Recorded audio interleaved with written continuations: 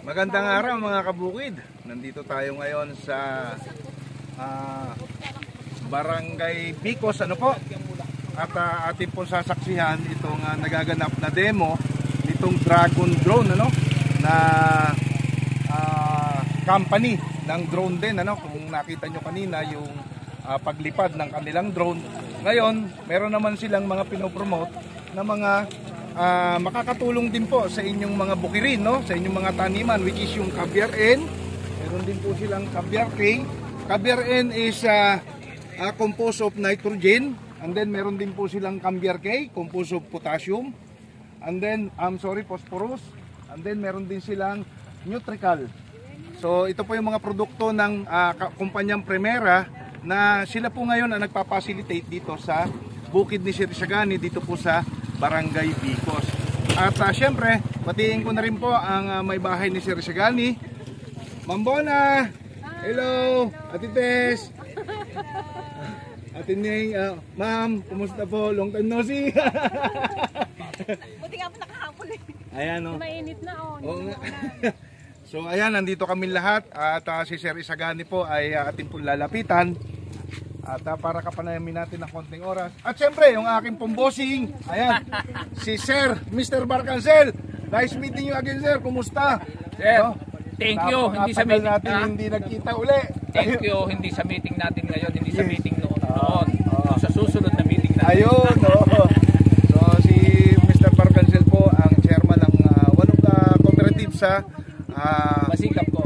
Masikap Coop, ayan, no, sa bayan po ng Natividad, Nueva Ecija din po, ano. At salamat po at siya ang nakarating dito, ang kanyang presensya. At balak yata, Sir, ilang piraso ba yung bibilin mong drone? Gagamit po ako niyan, sigurado. Pero ang bibili po niyan yung kumari ko. Yeah! Nice meeting you, ma'am. Nice meeting you po. Mataas na kahoy, Natividad din. Natividad din. Okay, oo. So napakaganda. Yan na po yung mga bagong lalabas natin ng mga technology. Kasi dati naman wala naman tayong ginagamit ng mga farm equipment. So kalabaw lang po, no? So nag-upgrade po talaga yung ating mga technologies.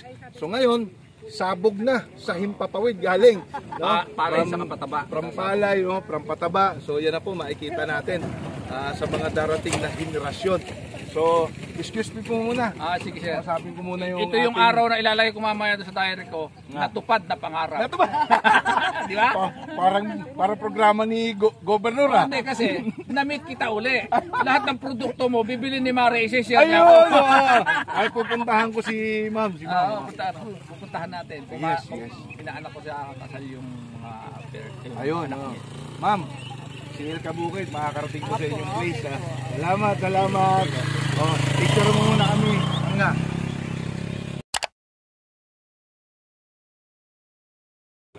So mga kabukid, isang pribilehiyo na makausap ko ang sales agronomist ng Primera, no? Na kumpanyang Primera, which is sila po yung nagpo-promote ng ano ba yung mga produkto nyo, sir? Tanungin na lang po natin si Sir Marlon. Okay, good morning po.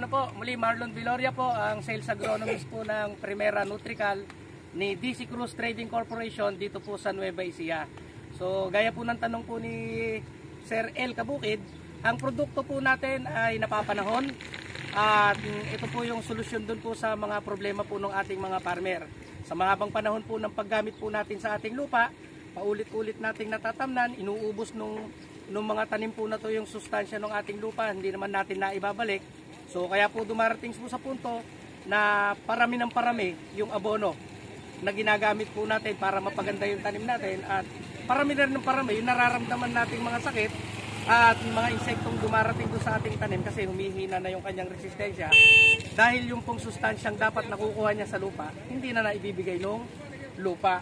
So yung pong Primera Nutrical, ito po yung pang-correct o pangtama ng pH level ng atin pong lupa. Ano po? So, ito naman pong Primera Cambiar K.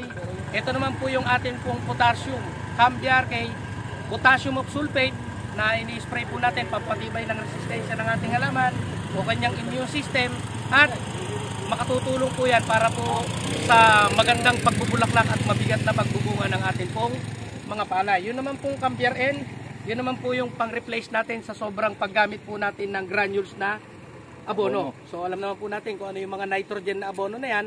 So yun po, ini-spray na lang po natin. Kagaya po ngayon, ito pong area po na to, 1 hectare and 300 square meter po ito. Nagpalagay po tayo kay Tatay Isagani rito ng 4 na bag ng Nutrical.